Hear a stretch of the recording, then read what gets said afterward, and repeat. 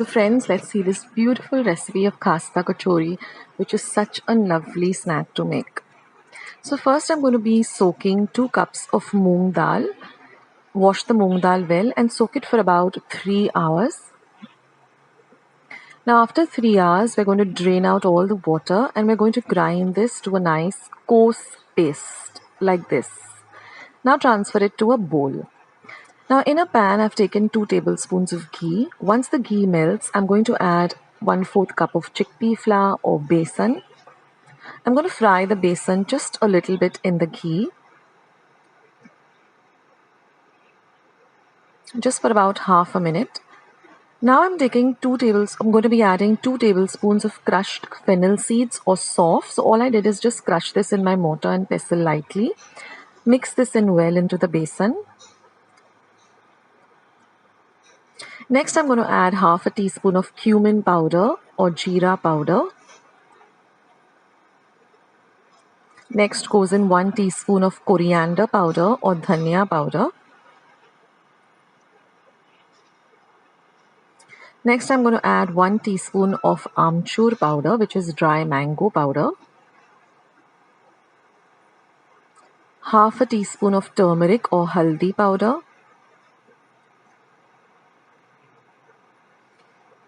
Next, I'm going to be adding 1 teaspoon of red chili powder. Now, you can adjust this to your taste. If you want it a little more spicy, then you can go with 2 teaspoons of red chili powder. Mix all of this nicely. Keep your flame between low to medium. Next, I'm going to be adding 1/4 teaspoon of garam masala. This is homemade garam masala. I leave a link to how I make my garam masala at home in the description box as well as the comment section below. Next, I'm going to be adding 1 teaspoon of asafoetida or hing. And last but not the least, I'm going to be adding some salt to taste. So roughly about 1 teaspoon. So mix all these ingredients and now we're just going to keep stirring this mixture on a low to medium flame. Now I'm going to add the coarsely ground moong.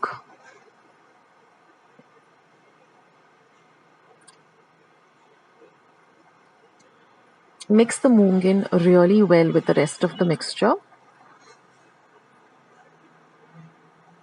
And now stirring continuously. You're just going to let this mixture all come together and then soon you will see about after exactly 8 minutes on a low to medium flame stirring continuously, the whole consistency of this mixture will change to a very dry kind of chutney kind of mixture. That is something like a lasun tikhat or something like a garlic chutney, which is very dry. So keep on stirring it on a low to medium flame.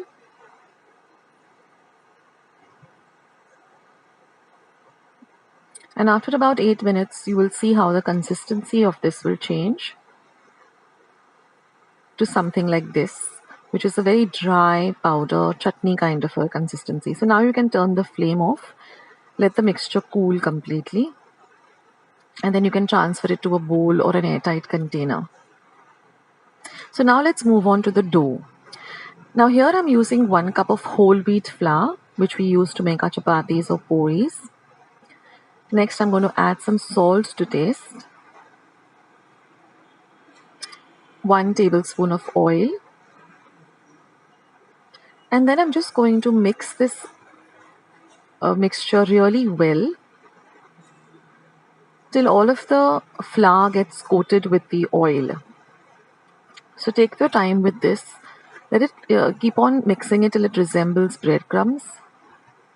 And then you should be able to hold the mixture like this. Once it's all nicely mixed, you should be able to hold it like this.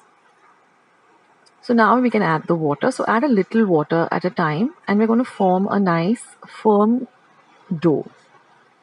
Something like you would with making samosas or puris, a little bit on the firmer side.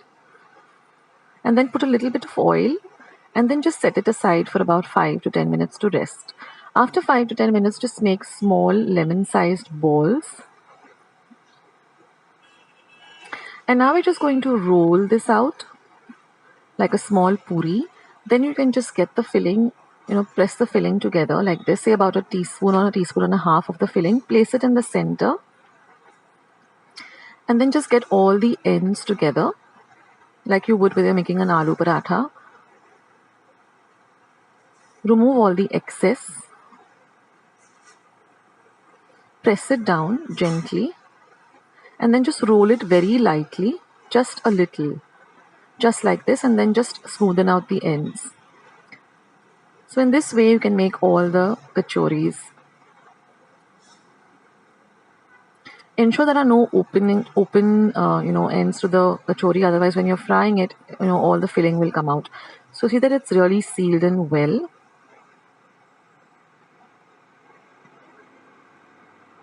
So very lightly with your rolling pin, just go over it, just gently, not too much. Don't want it to make it very big, just medium size like this. And now all we have to do is just fry it till it's nice and golden brown in color.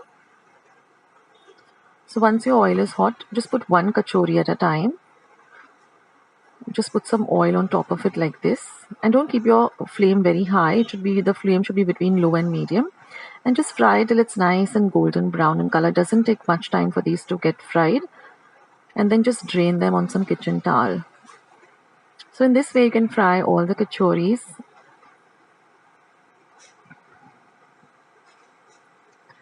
This is a real great evening snack to have with a nice hot cup of tea, or if you have anyone at home who's really hungry, you can just make this filling and this dough and keep it aside, and whenever hunger strikes, just make them. Or you can even make the kachoris and keep them and just fry them whenever anyone's hungry at home. So this is a great recipe to try. It's one of our favorites at home, and I hope you give this recipe a try and let me know in the comment section how you like it. I love to hear from all of you when I respond to almost all the comments that I get. I reply to everyone. So I'll say bye for this video, and I'll catch you in my next video sooner than you think. Take care, guys. This is Akshata signing off. Bye.